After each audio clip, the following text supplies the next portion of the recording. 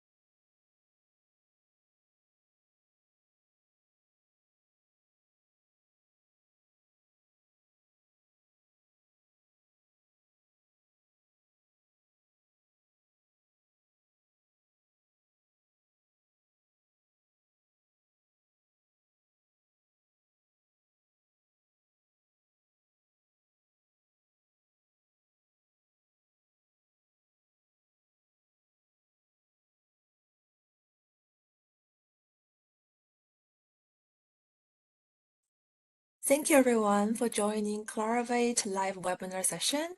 Let's wait for a bit. We will start the webinar from 11:01. Thank you.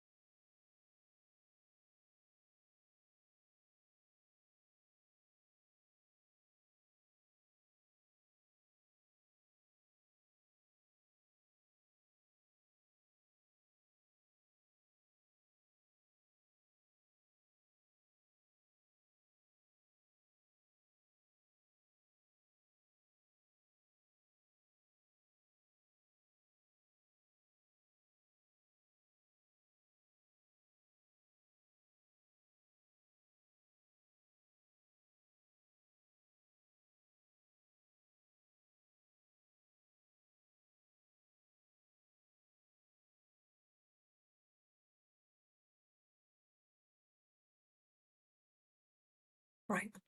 Thank you everyone for joining today's Clarivate live webinar session.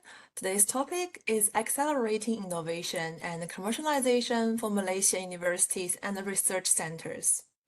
We have 3 speakers with us: Barry Edmond from United Technology, Nick Solomon from Clarivate, and Thomas Sun from IET.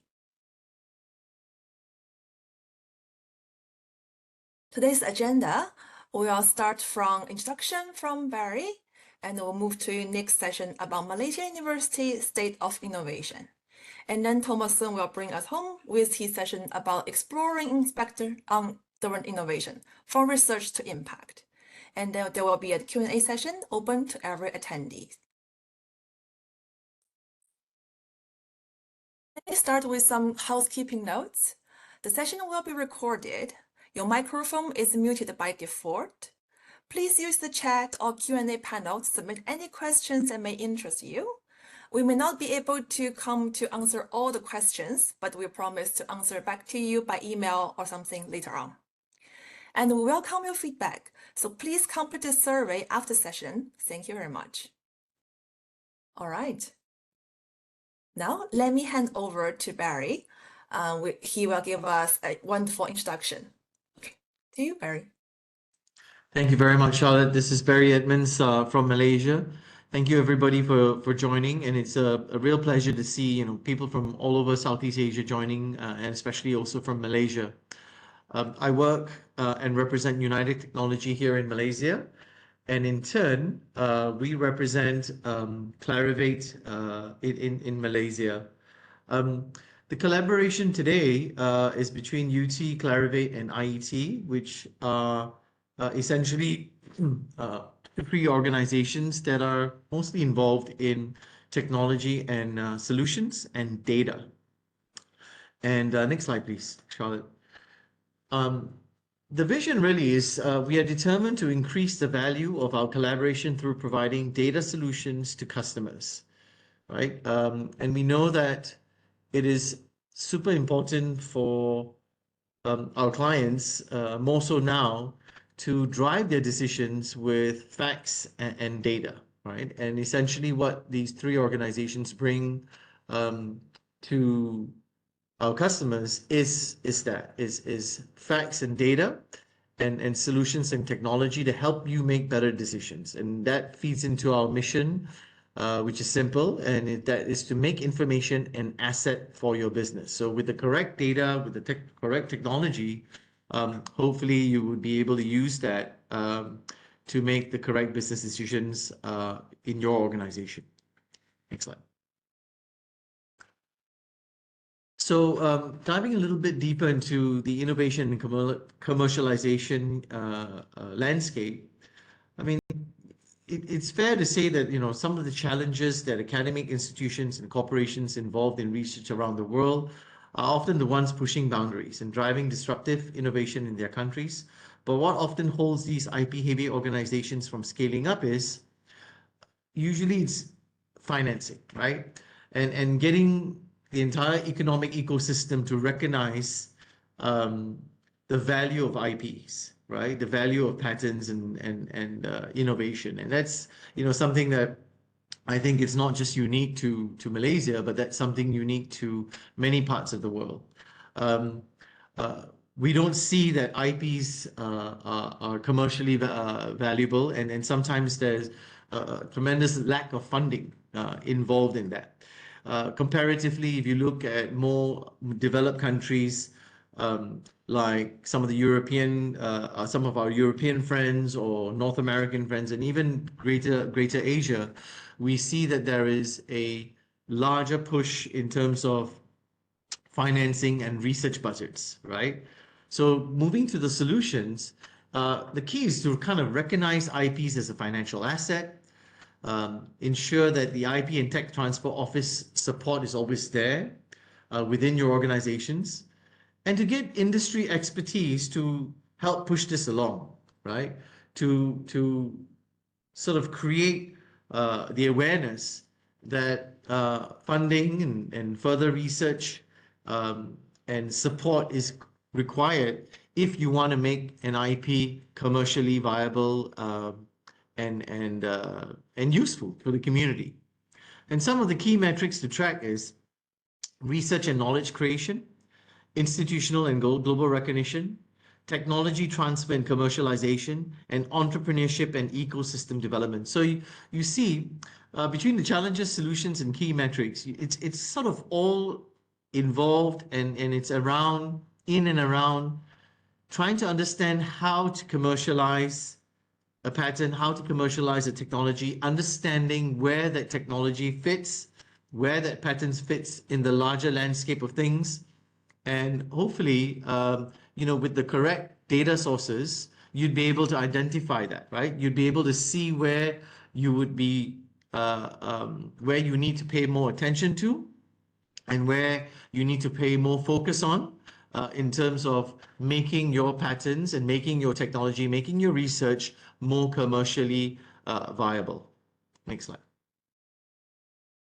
Some current findings recently. We know that in Malaysia, UKM, UPM, USM, and UTM are consistently the top patent filers in Malaysia. These are research university status universities. And what's quite refreshing to know recently is that Asia also has climbed the innovation rankings by quite a bit. So we see Korea and China now part of the top 10 Asian countries, or top 10 countries, period, in the Global Innovation Index for 2025. And we also see China dedicating a lot of R&D expenditure for patent filings. And this is, I guess it's really not uncommon to see this. I mean, there's so much technology coming out. I mean, if you think about it, many years ago, Japan was the one that was leading Asia, right, in terms of innovation and technology. But you see that sort of expanding to other countries in the greater Asia, and that is something that's refreshing to see. Malaysia itself, this year for 2026, in their budget planning this year for 2026, is allocating a lot more budget for development and commercialization and innovation. And we are very pleased that is happening. And I expect the same, in the countries that some of you are from. So it's good to see that a country does this, because that is the only way. If there is an economic push or encouragement to technology research and patent filing and so on, that will help stimulate this environment to help get your ideas and your technology and your research to a commercial level that is good and economically viable. Next slide. And yes, I will end my part, and I'll pass it over to Nick Solomon for his section now. Thank you. Perfect. Thank you, Barry. And hello, everyone, and thank you for having me here today. My name is Nick Solomon, and I'm the lead IP product consultant at Clarivate, and I'm based in Melbourne, Australia. So I'm excited to be with you today because the conversation is all about you. It's about Malaysia's universities and your growing role in shaping the country's innovation story. So we'll spend the next 20 or so minutes exploring where Malaysia stands globally when it comes to innovation, how we measure that progress, what your universities are doing incredibly well, and where the next opportunities may lie. So as a brief roadmap or agenda for today, first we'll take a look at Malaysia's national performance through the Global Innovation Index, or the GII as we'll refer to it. We'll then explore how innovation is measured and tracked for universities. So not just publications, but things like commercialization and startups. Next, we'll dive into Malaysia's own university patents and research trends, which I think will be very interesting. And finally, I'll share some thoughts on where the optimism lies. So the sectors and opportunities that could define Malaysia's next innovation wave. So let's dive in. Next slide, please, Charlotte. So what exactly is the Global Innovation Index, or as I'll refer to it, the GII? So this is now in its 18th edition and covers about 140 economies. So let's think of it as the world scoreboard for innovation performance.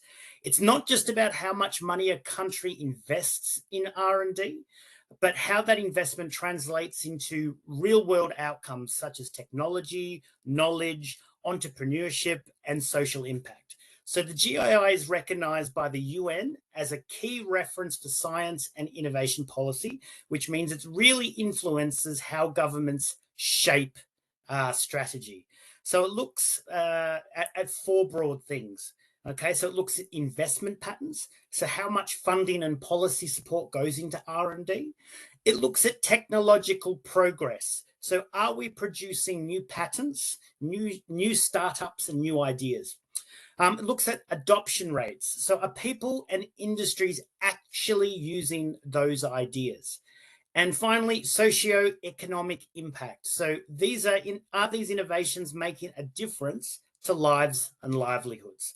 So when Malaysia moves up or down this index, it tells a story about how effectively the nation is turning knowledge into economic and social value.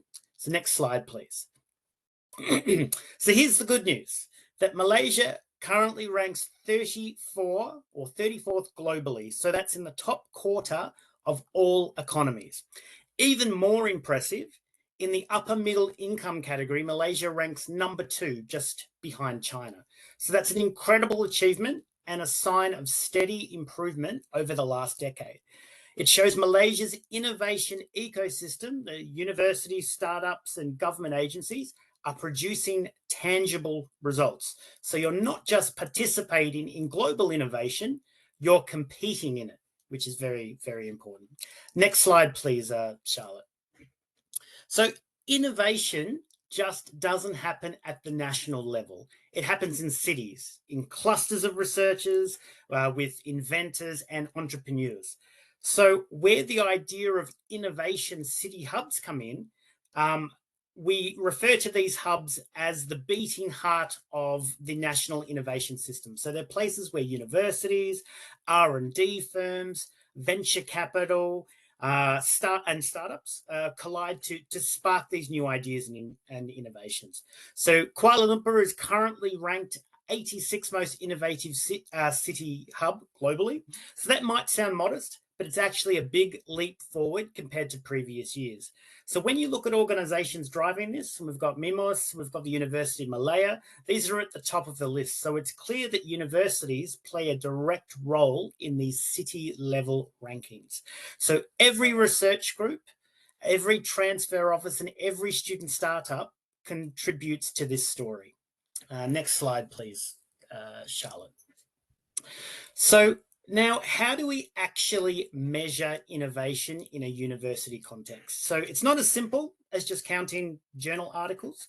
There are 4 big lenses that we use and we need to consider. So the first one is the research and knowledge creation. So how many invention disclosures are submitted by faculty or students?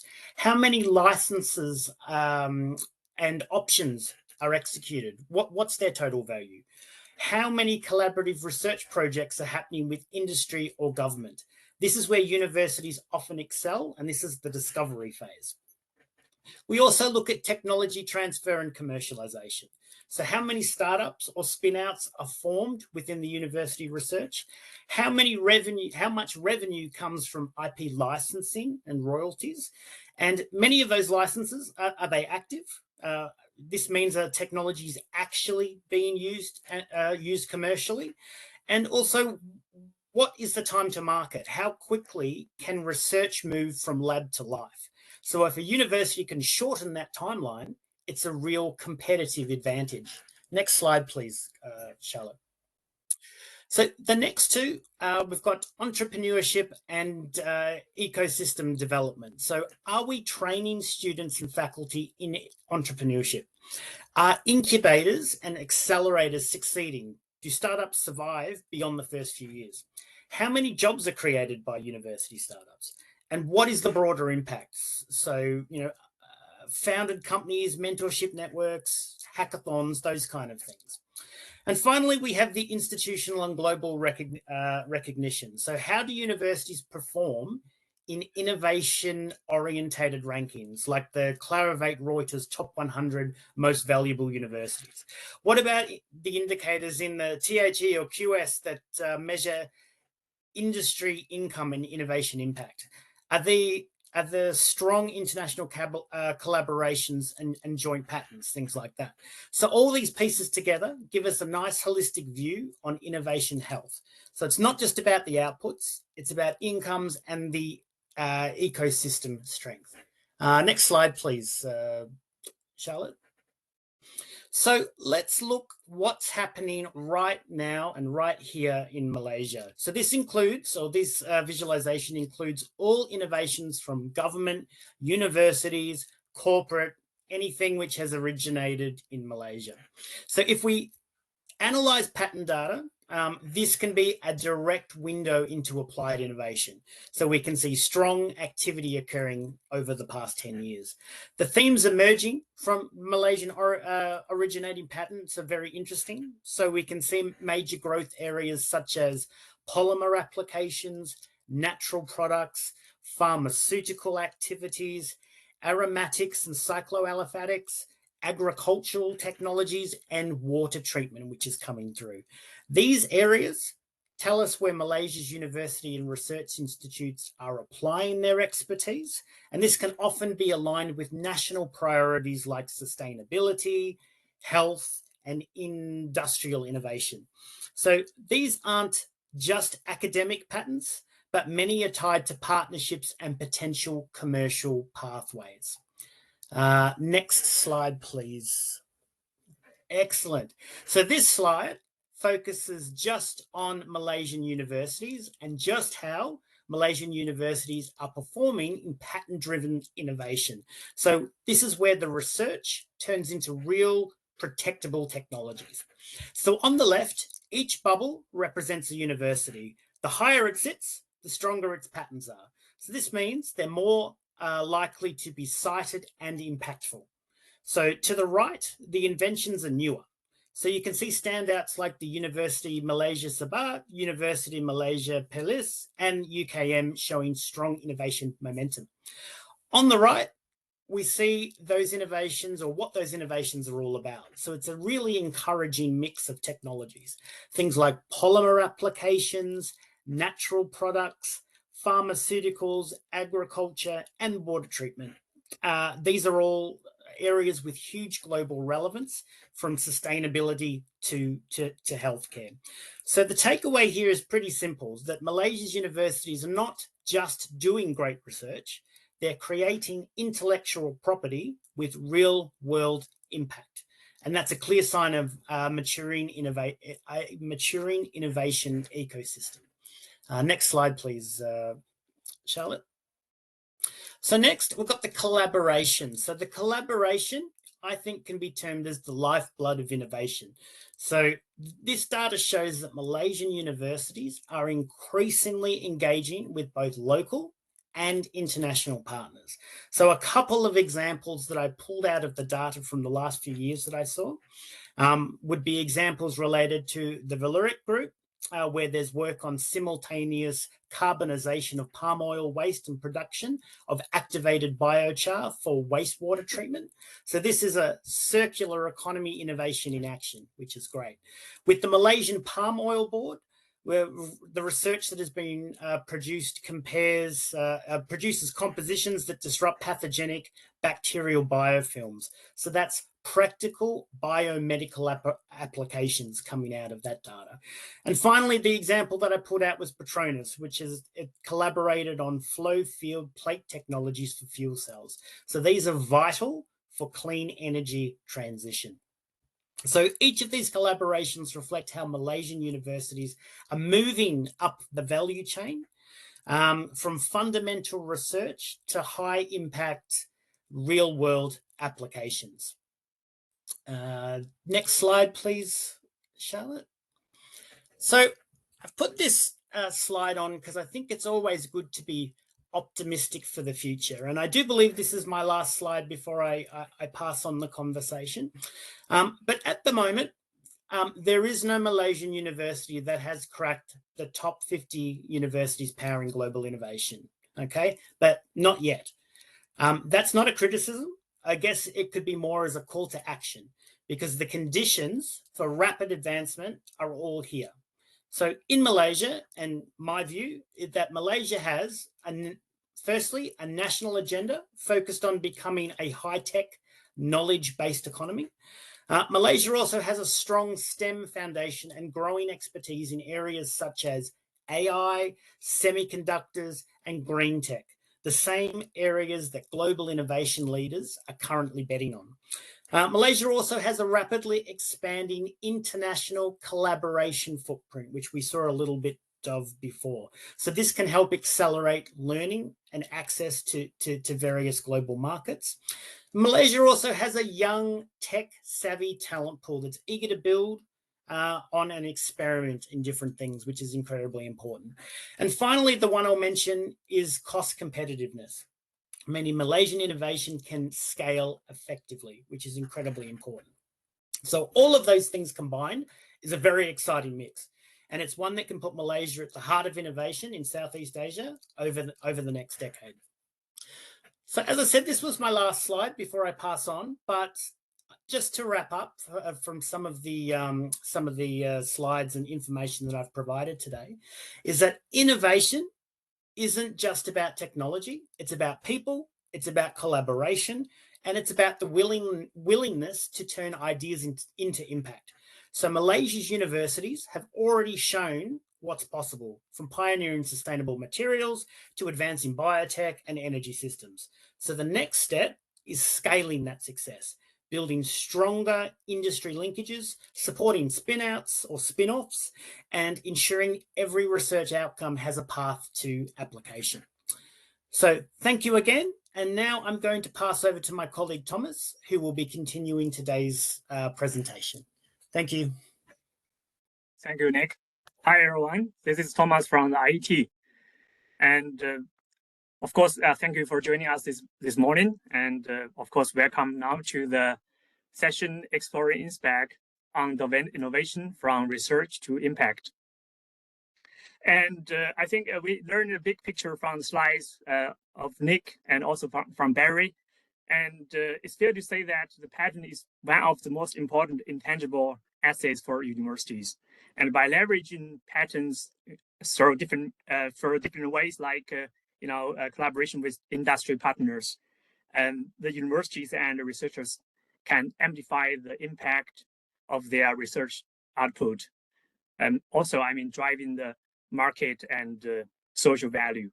So transfer the knowledge from the academic publications into the invention ideas is one of the main features of the INSPEC. And in this session, I'm going to introduce how university stakeholders can benefit in using INSPEC on domain innovation. So in the first part, I will give you a very brief introduction about INSPEC, what is INSPEC, and what kind of data you can have from INSPEC. And in the second part, I will also introduce the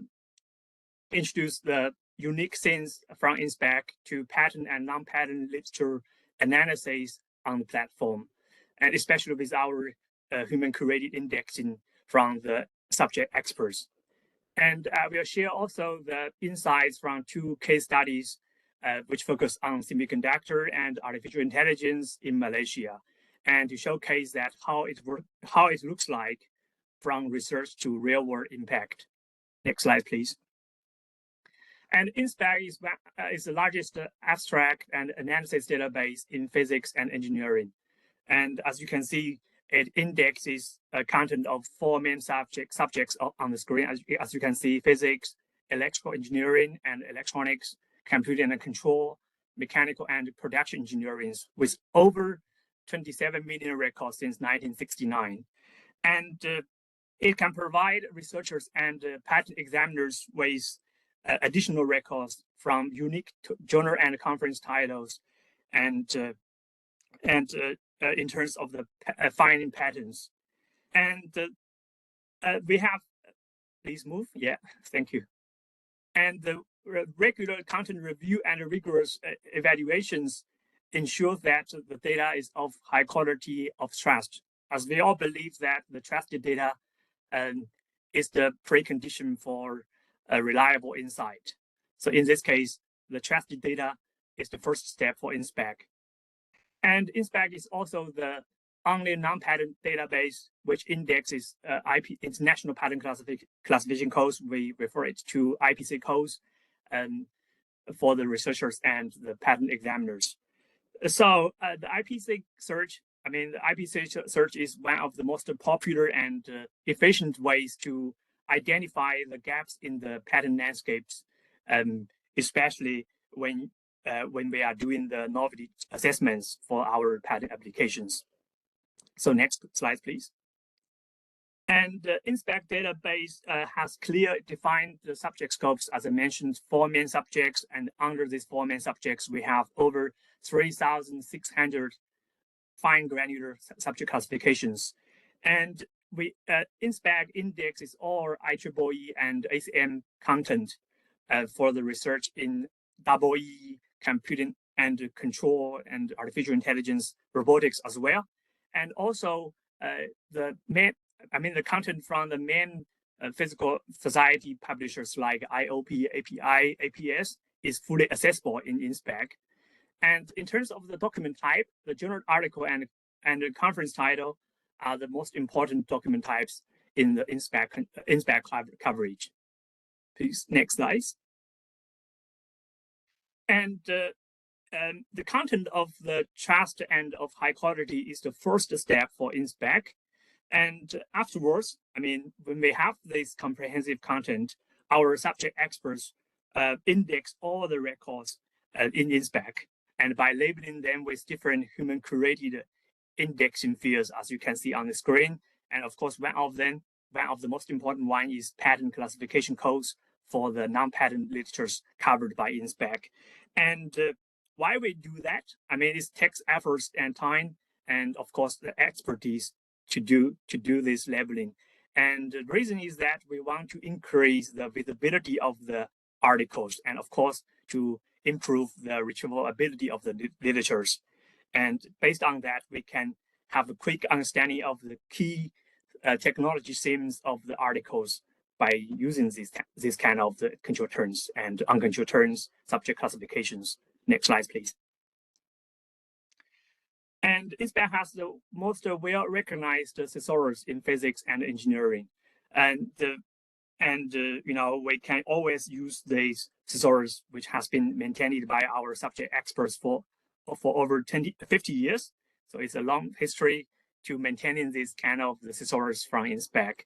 And the benefit is that we can always, the users of InSpec can always use thesaurus to brainstorm the search terms by entering keywords. And this is the example I entering the humanoid.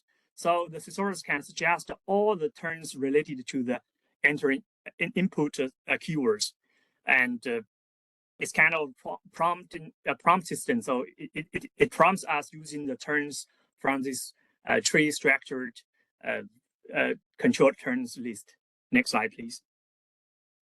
And moreover, when you are dealing with the complicated search cases where you have to consider the important physical properties or the chemical data, and you have these advanced search fields to use. So you can use the numerical and chemical indexing fields to search for the specific requirements in your case. And you can build up the advanced search queries in search. And of course, in research on engineering and physics topic, I think, for example, semiconductors are, and also power devices for the green tech, as mentioned by Nick. And the researchers, oftentimes encounter the situation that we have to dealing with the physical properties and materials, chemical formulas. And in order to solve these tricky problems by searching, and we offer you with this numerical and chemical indexing. And of course, it can effectively solve this tricky problem and while ensuring the accuracy and efficiency. Next slide, please. And as mentioned in my previous slide, and InSpec indexes IPC codes, and you can search the codes by keywords, as I show you on the screen, on this slide. As you can see, I put the keywords IGBT, and the system will bring me all the corresponding IPC codes in terms of the IGBT. And of course, you can view all this indexing quickly. Please move, yeah. And of course, this is the record page. I'll take one of the record page to show you that with our indexing below this record, you can have a quick understanding of the key technology points of the articles. And of course, this is the way from the academic ideas, academic publications to any potential invention ideas. Next slide, please. Indexing IPC codes also means that you can search directly with IPC codes on advanced innovations in spec, of course. And as mentioned, IPC search is one of the most important ways to identify the gaps when we are analyzing the patent landscape. And especially when you are conducting the prior art search for the patent applications or navigating the patent landscape gap for your any potential patent opportunities. And it can save a lot of time because if you're familiar with the systems, you can know which codes I need to search, and definitely it will save you time. And meanwhile, you can recall the most relevant records in terms of the non-patent literature. And next slide, please. Okay, these slides, I would like to give you a very brief image about what it looks like, in terms of the patent by universities. And I can be sure that the real situation could be much more complicated. And because, apart from the research output themselves, we have to involve with the, different stakeholders, universities, researchers, and also the corresponding technology transfer office. So quite many different stakeholders with different interests. And in most cases at universities, the research project will be concluded by publishing several papers, sometimes also conference papers. But if we have the facilities like the knowledge transfer office, or sometimes we call it tech transfer office, and also we have the incentives, as I think is one point from the next slides, incentives for the researchers to encourage them to patent their inventions. I think the situation could be different. But the key challenge here, or the core challenge here, is how can we identify the gaps in the patent. So, which means that you have to know that if the invention from yours is patentable, or you have to give the patentability opinions based on that. And to do that, to determine if your invention is if it is patentable, you have to determine that if your invention has been disclosed by other parties. And also we call it prior art search. Next slide, please. And to have a complete prior art search, sometimes we need to have the patent data, of course, and sometimes it is even more difficult to find the non-patent literatures because they are everywhere.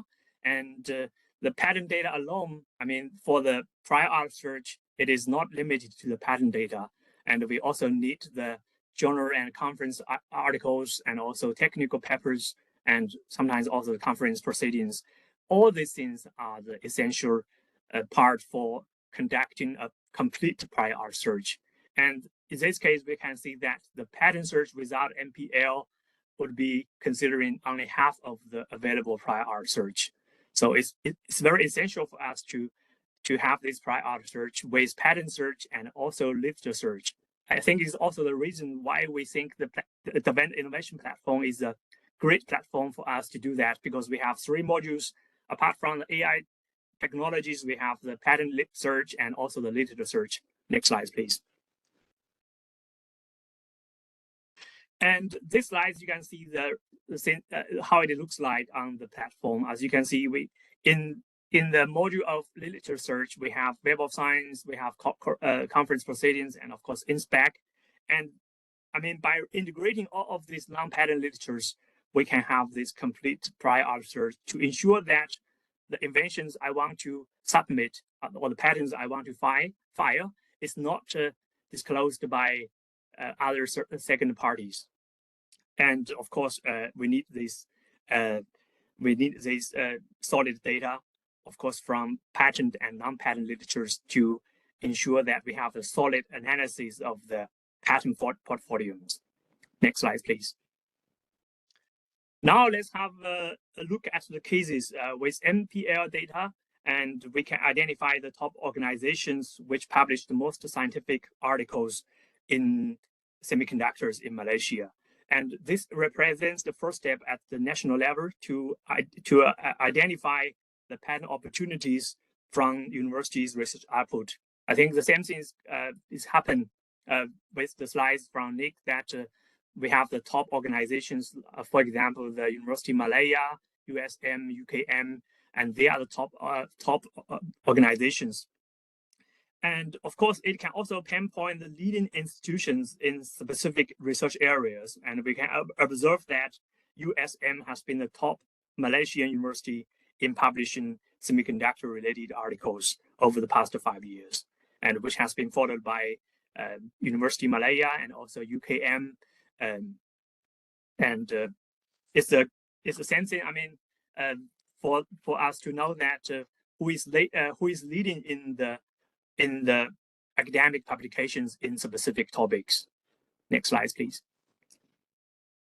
And of course, I mean, however, based on the data above from the MPL data, it is difficult to identify the specific technology topics with the most paper published. So when we need a deeper analysis of the potential technology points, we can use in-spec control terms analysis function to know that we can have a fine granular topic distributions of this kind of the MPL data. And please move. And of course, based on this data, we can know the research priorities from different organizations. For example, I give you 2 examples, and I mean, both of these 2 organizations, they are leading in the academic publications in semiconductor-related topics. But what are real research priorities for them? It could be different sometimes. For example, for the USM, they are more leading in the semiconductor growth, which is more relevant to the materials. For example, the different generation of the semiconductor materials. And when we look at the diagram from the UKM, we can see that the research priority for this organization is in nanofabrications. So it will give us more insights about the real research focus from different organizations. Next slide, please. And now we move into the patent data, and it is not a big surprise. I mean, the above mentioned the top 3 universities, they are leading in the patents about semiconductors, and of course, I think it's reasonable to say that they have more, they have the most academic publications, and it turns out that they have more patents in terms of the academic organizations. So the UKM, please move. Yes, and the UKM, Malaysia, UKM with 6 active patents in the, which is is ranked as the top 1 academic organizations. And when we comparing to players from industries, we found that the companies hold a significant larger number of patents in the list, because this is the list of top 15, and we see that we see the top academic organizations from the list, but compared to the companies, the company holds more patents, and it's of course it's reasonable. And combining this finding, I mean, with the research output we can got from the MPL data, and it becomes clear that universities have significant potentials in patent applications, because they have facilities, they have papers, because paper is one of the very important elements, and they have the talented researchers there, and they invested money in researching. And but the result turns out that they have relatively less patents as companies, so there is a big gap between the research investment and patent. Next slide, please. And of course, I mean, the patent alone, I mean, the patent number, patent account alone it's not enough to understand where the potential comes from, right? So we need to identify where is the most important way we can generate the values from the academic research. So when we compare the technology focus from the patterns, we can see there are many different research priorities from them. So, for example, the UKM is very active in inventing new semiconductor devices based on the IPC codes we have from their from their patent data, and also we can see that the USM patent more in semiconductor growth. If I want to collaborate with universities who is very strong in the semiconductor materials, it's fair to say that USM will be the first choice. But in terms of the power devices, I mean, we have quite many different companies in Malaysia working on the semiconductor industry. If I want to work for, maybe on the IGBT devices, I think the UKM will be the good choice for me to collaborate. Next slide, please. So with these slides, you can know that what kind of technologies has been developed over the years. And the interesting thing is that, you know, of course, the top organizations in these technologies are almost from the industry. And the UKM is the second place player. I mean, the only one from the academic organizations. And these things tell us that what are the key technologies in the market and why they patent their inventions, and what kind of technologies they want to develop, and what kind of the technologies they want to protect. And it will be interesting to see that based on the results here, we can see the material, I mean the semiconductor materials, and also the power devices and IC packaging. And we noticed that many companies, they move to Malaysia and they build their factories for the integrated packaging business. And this is, I mean, the core in technologies for the semiconductor industries in Malaysia. Next slide, please. So we did the same analysis for the AI in Malaysia. And in this area, University Malaya is leading in academic publications, as you can see from the left diagram. And the right diagram, you can see that over the years, the publications in AI from the top organizations, academic organizations, kept increasing over the years. And of course, the University Malaya is leading over the years. And next slide, please. So in terms of the patent, I mean, the data indicated a different situation compared with the case of semiconductors, because in the case of the semiconductors, we have several academic organizations who have been listed as the top assignees, or I mean the patent owners in the list. But here you just note you can just see that University Malaya is the only academic organizations in this top list in terms of the patents in AI. Please move. And of course, you know, the patents is quite interesting to know that the Andrew playing cards of course it is from industry, and he's the top assignees or patent owners in terms of AI in the market. Next slide, please. But does that mean the collaborations opportunities for the university in Malaysia? I mean, when we compare the situations, we know that this time we have increasing academic publications over the years. More and more publications in AI have been published over the years in Malaysia from our researchers in the academic organizations. But in terms of the patents, we have much less when comparing with the situations in the semiconductors. So there is a question, does that mean the collaboration opportunities for the universities in Malaysia? And it will be, you know, very interesting to know that what key research topics in AI from the Malaysia, I mean, in terms of the academic papers. because we noticed that many different companies they patent their inventions about AI, but in the market no one is leading, especially in terms of the AI for medical treatment.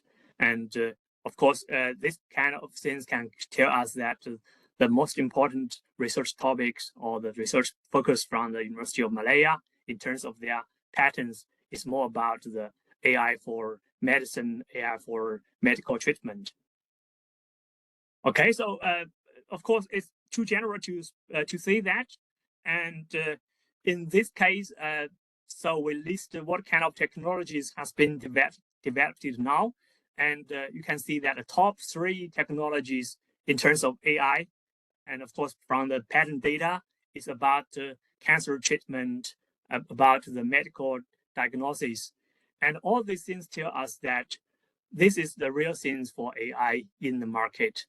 But when we're looking at the top companies who owns the most patents in terms of AI, it's very interesting to see that Andrew Playing Cards, which is a company working on the gameplay, but apart from this one, top 1 is quite interesting, but the technology from this company is not the dominating one. But in the terms of the technologies, the AI for medical, AI for cancer treatment is dominating in the market, but no one is leading in this area, because we have different, we have the top list, and we can see that almost all of them have very few patents, but the technology is dominating in the market. So that's the reason why I have this question. Does that mean the collaboration potentials between the companies and organizations? And of course, next slide, please. And from this diagram, I want to prove that what is the correlation between the patent technology and the paper topics from Malaysia, because I want to see the result, because of course I want to get the results from the comparing between the patent data and also the MPO data. So now I go back to the MPO data, non-patent literature data. So I can see that in the past 5 years, we have many publications in AI from Malaysia. And what are the co-occurring concepts for the publications in terms of AI? So we have disease, we have the medical image processing, and we have the patient diagnosis. And all these things tell me that based on the research output, there is a significant potential for the collaboration between university and the corporations, because we have the paper published in AI for medical treatment, but in terms of the patents, we don't have so many patents there. And also, in terms of the companies, no one is leading in the market. So I think the companies who engage in such kind of the collaborations will definitely benefit from the collaboration and could have the competitive edge in the market in the future. And what for sure is that the patent strategy will be a central focus of the collaboration to ensure that the research output from the collaboration is well protected, and also it can generate market and economic values. Next slide, please. Okay, now we go to the conclusions, and we have 3 conclusions based on the patents and non-patent data. And the first one, I think it is it applies to almost all academic organizations globally. Even for the developed countries, we have this kind of the conclusion that says the academic organizations, they patent less than companies, while published significantly much than companies. And the second one is to say that when universities own patents, the technical areas of patents are closely matched with their research focus, which can be evidenced by their academic publications. And also, the last one is telling us, although the university's patent over less, both in two cases. I mean, in semiconductor cases, in artificial intelligence cases, compared to companies, the universities earn less patents. But from the data, we can see that the universities publish the most papers are usually also the organizations, I mean, the universities who have most patents in the corresponding areas. Next slide, please.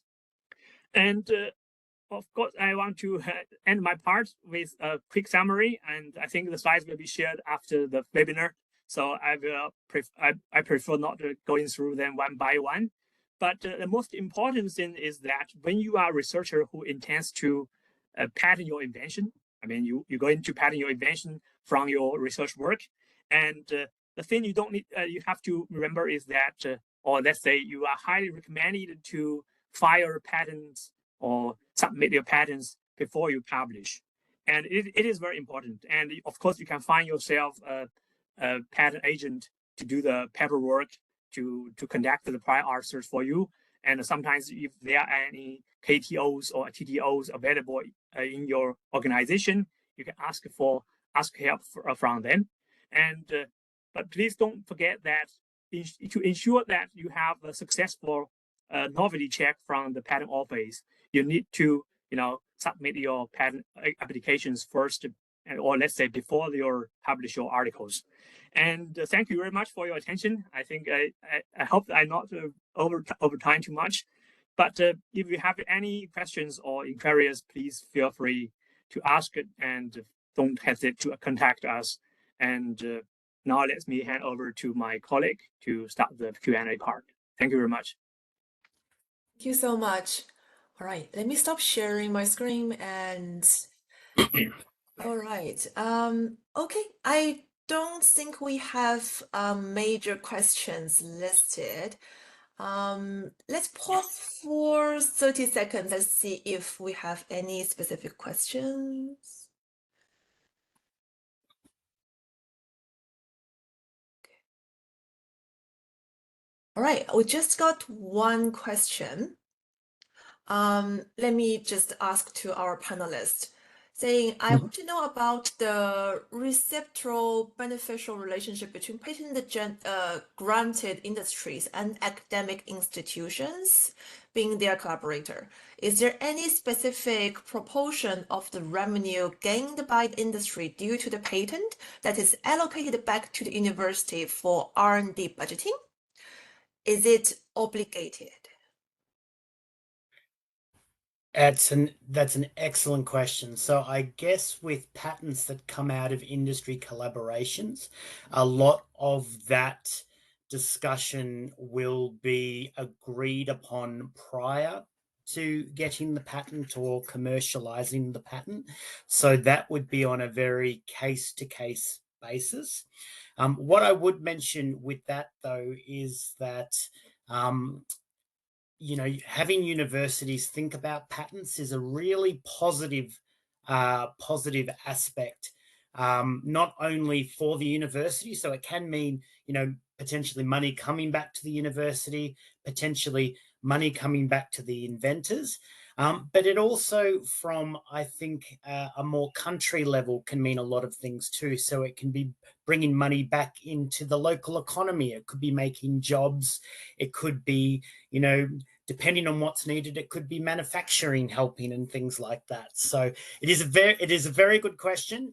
It will be on a case by case or maybe even a university basis. I'm aware of some universities going, could be 50-50. Be go, 30-70 in terms of revenue and profits and things like that. But it will be highly based on kind of agreements made with the university and the government entity or the corporate entity that has collaborated on the innovation. It's a very good question and a very challenging one to answer. Thank you, Nick. All right, I have one more question. It's about application of technology. Can the information help find other applications? That's a fantastic question, and I think that's something that hopefully everyone on the call today can have a think about. So having an application of your technology, it's good to know that there might be more than one application out there. From Thomas's presentation on the semiconductors, I did see a field, I think it was the main theme that came out, which was nanofabrication. So nanofabrication, for those who don't deal in that technology, is pretty foundational to semiconductors. It's incredibly important. So if you are producing papers or you are producing patents of, in terms of nanofabrication, you may be working in semiconductors. It's one of the areas that are of most interest worldwide at the moment.